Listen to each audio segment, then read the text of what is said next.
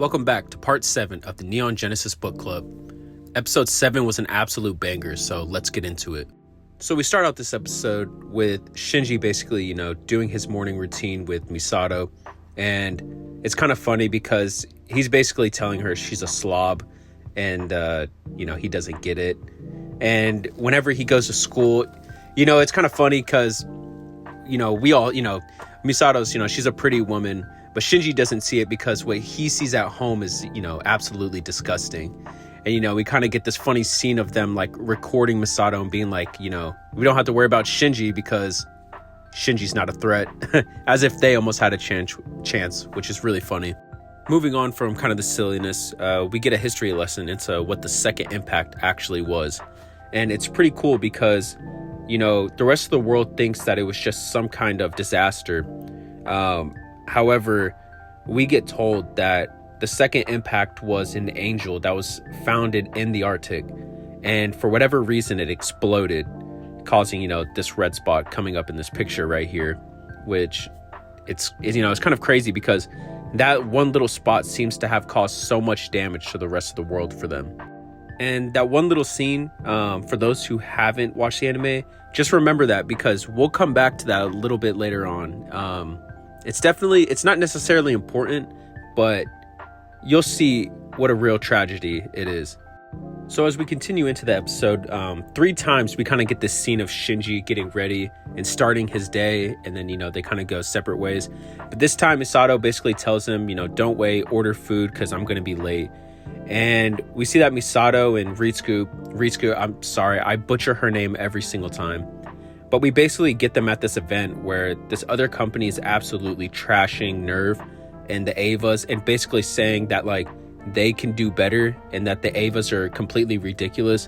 And they even come up on classified information talking about AT fields. And so we kind of get this scene of Misato just absolutely beating the doo-doo out of this locker. I mean, she's so annoyed with this guy because, obviously he's a little stuck up and he just trashed NERV right in front of them. And she's kind of the figurehead, so this is obviously going to bug her. But Ritsuko doesn't seem so bugged. She kind of feels, she kind of seems like it doesn't faze her at all. And so, hopefully, if y'all watch the episode with me as we're just kind of going over, you know what happens. And this thing goes absolutely berserk. They basically are running this thing with nuclear power.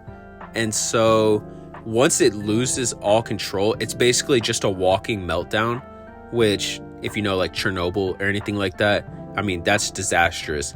And it's kind of conveniently just headed towards town walking. I don't know if you would think about something like that when you're running a test. I always thought that was kind of funny. But yeah, so this thing is just running towards a town, melting down, no pilot, nothing. And guess who has to come save them? You know what it is, NERV. And this guy's face always gets me. It's just hilarious. And also the display of, separation of power and how everybody needs to, okay, I need authority from this person. I need authority from this person, just to get one password. Until Misato finally, she's like, you know what? Nah, I'm just taking over. This thing's going to melt down. It's probably going to kill hundreds, thousands of people. So let me just get to work and I'll take care of this. And she basically comes up with the plan. And they deploy Shinji, Unit 1, over to the unit. And they're going to work together to basically stop this thing. Because Misato says if she can get inside, she can shut it down.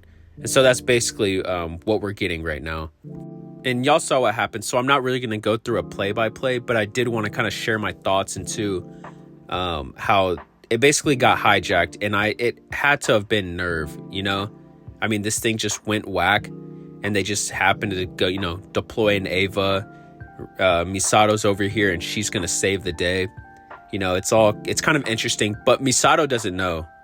And that's kind of where, when we get to the end of the episode and you kind of see Ritsuko talking to Shinji's father, you kind of see that they had something going. And I firmly believe that they set this thing up for failure or hacked it or whatever so that it would go bad. And make them look like trash, which, goal accomplished. And so basically, once she gets this thing all taken care of, she shuts it down. I actually can't tell if she shuts it down or if it shut down itself with her in it. Let me know down in the comments below. But I'm pretty sure she did something, or it could have just like had a failsafe. But this is Rizku basically reporting back, and this is where she kind of tells him like, you know what happened and it's done, and they take it as a success. So I take it as it was all a plan, a scheme by Nerve to make them look bad. And then once again, we come to the close. And this is basically it. We get, the end of the day. Misato's home. She's here to relax, and Shinji just goes back off to school. And that's that for chapter 7. If you made it this far, make sure to hit that like and subscribe button. And I'm trying to be consistent. I'm kind of, I'm getting kind of busy, but I'm trying to push these videos out. And if you're coming back, I appreciate it. And you have a great day. Thank you.